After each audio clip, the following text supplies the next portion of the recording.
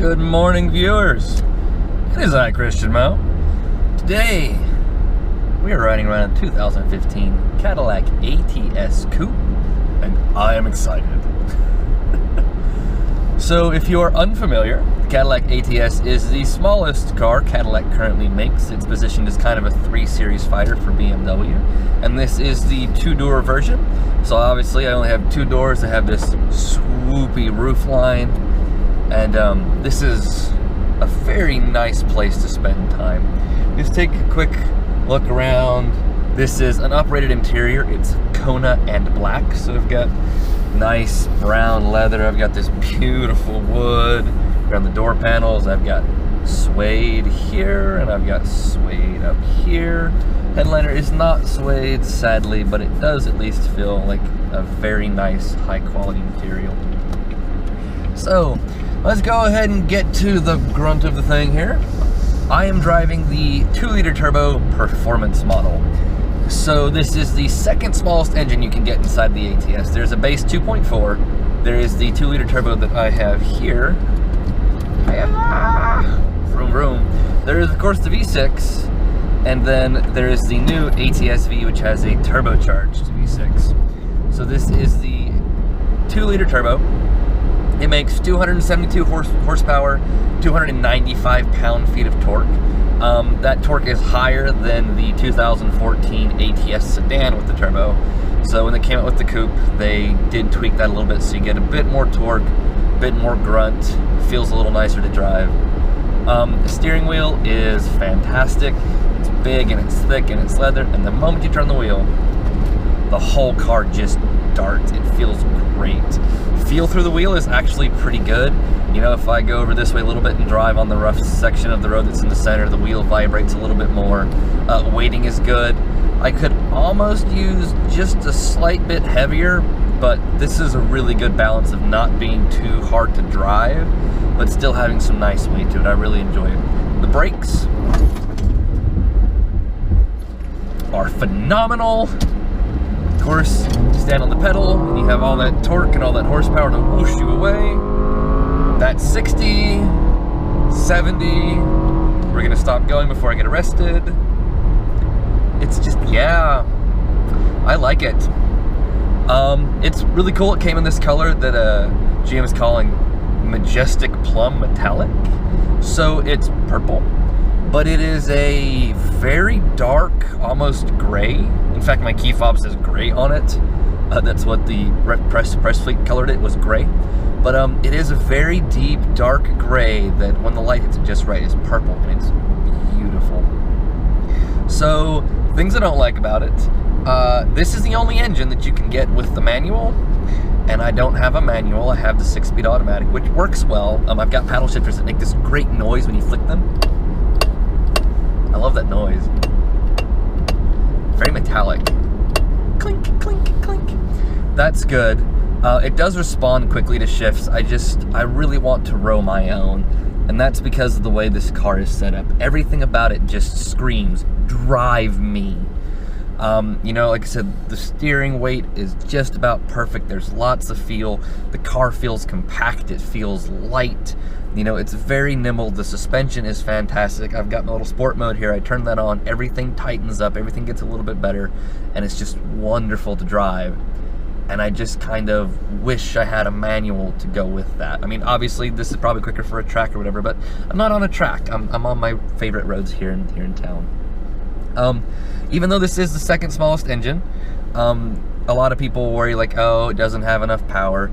But it does have enough power to do any sort of hooliganism you want to.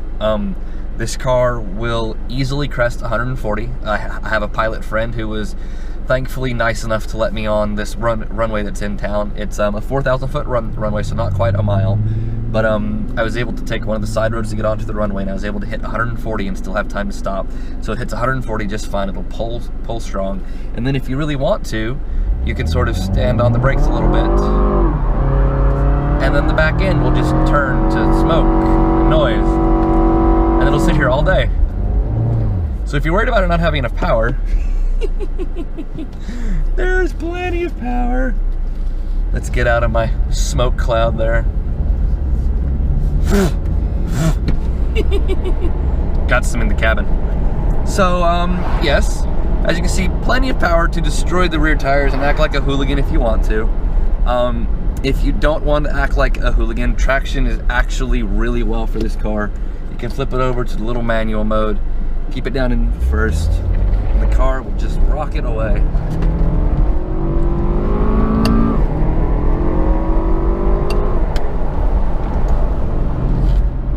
So it's a very nice thing to drive.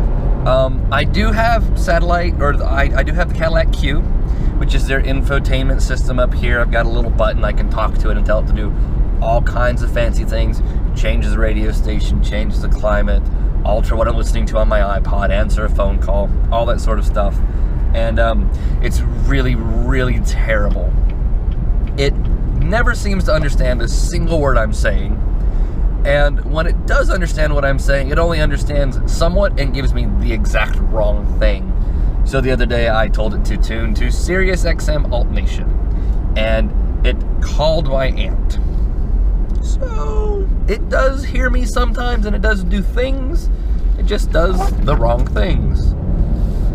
But every time I hit the gas pedal, that sort of drifts away and I don't care anymore. But then you go to change the climate and you realize that this entire center stack underneath it is touch capacitive buttons. Now it does do this nice thing where when you touch it, it'll vibrate just slightly. Yes, thank you, car. That obnoxious beep is letting me know that my fuel is low. But so you touch the screen and it does vibrate slightly, which gives you some feedback, and that's nice. But sometimes it doesn't listen to you. So you reach up and you hit the button and nothing will happen. And you hit the button and nothing will happen. And then you hit the button. There we go, I finally got the temperature to go up. So that's obnoxious. It works that way with the fans.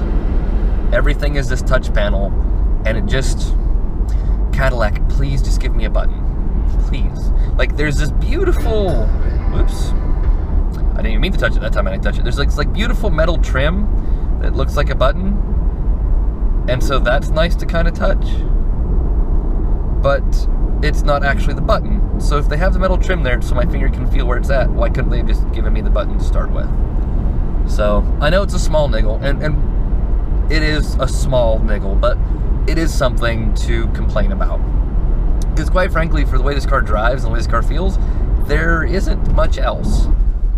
Fuel economy is up to 31 miles to the gallon. I've been averaging about 26, so doing sort of okay. Since I've started being a bit of a hoon with it and really caning on it, that number's dropped to 18. So if you have a really, really heavy foot, you can swallow the gasoline. But pricing isn't actually too bad. Let me pull over here and I'll whip out my window sticker. This one's on my phone, so I can't just stand here and do it while I'm driving. Here we go. Just pulling real quick right here. So, this car, as it sits, is, oh no, my email wants to reload because obviously that's how email works. So like I said, this is a 2015 Cadillac ATS 2-liter turbo performance model in majestic plum metallic. Price of this car, $45 grand. It's $44,900. I have the Kona brown interior with jet black accents. That was $1,300. The Cadillac Q Experience with navigation is $1,000. I have a power outlet. Oh, sorry, that comes with the Cadillac Q. I have 18-inch chrome wheels instead of the standard wheels. That's $850. And then my beautiful purple paint was an extra $500. So altogether, that's $3,670 in options, on top of my $48,600 price tag with $995 destination charge. Total price of the car, $49,600. If that sounds like a lot, you should really go price a BMW 3 Series sometime, and you'll realize that's actually a really competitive price. Depending on the equipment you get and the power levels, to get an equivalent BMW, you're looking to spend probably $3 to $4 grand more, depending on a couple of your options. So this is a little bit cheaper than a BMW by, you know, a few percent. That's always welcomed. And I like the way this thing looks better. Looks like $1 million with these nice square cut edges. great LED lights everywhere. It's got some wonderful details in the cabin. I've got a nice frameless mirror here like I had on the Volvos that I enjoyed so much. Nice shaping on the rear view mirrors on the outside. I like the center gauge cluster. I like the steering wheel. I like the nice chrome accents. I love the wood. This car is just wonderful. I love the seat. One of the best seats I've been in a long time. Very nice and comfortable. The bolsters are great. It's got adjustable bolsters, so if you're a little bit bigger, a little bit smaller, you can get it just right. It's just been a wonderful thing to spend time in, and I'm gonna be really sad to see it go. So, we're gonna do a quick recap here. We've got the 2015 Cadillac ATS Coupe 2-liter turbo performance. I have a fantastic little sport button that makes everything get tight. I have a manual transmission, which is good, but not great. I've got 272 horsepower and 295 pound-feet of torque coming out of my 2-liter turbocharged engine. Of course, it's rear-wheel drive, great steering, incredible suspension, lots of fun, and you can act like a total hooligan with it. Oh, it's actually also very spacious. I've been moving this week, so the back seats fold down, the trunk is huge, and I have fit loads and loads and loads of things inside of this car.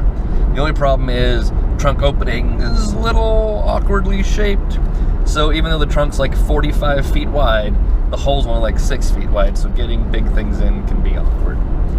But anyways, yeah, 2015 Cadillac ATS Coupe. I love the crap out of this thing. I do wish it had a little bit more power because the rest of the car is so good, you know it can handle it. But for just a wonderful little machine to toy around with, it's really close to perfect. Q sucks, touchscreen buttons suck, but everything else is pretty great. So again, I'm Christian Mo. Thank you guys for watching. Please feel free to hit those comments if you have any questions, comments, concerns. If you're interested, you have a question for me about this car, about my review, go ahead and do that. There will be a full written review with way more in-depth thoughts on a lot of the style touches, design touches, options, and so forth over at a website called topspeed.com. You can find that there. As always, if you like these, I'm gonna be one of those kids. Please hit that little subscribe button, makes me feel good. Helps me keep getting cool cars like this for me to review. So if you wanna see more cool stuff, hit that little button. I appreciate it, guys, and I'll see you next week. Cheers.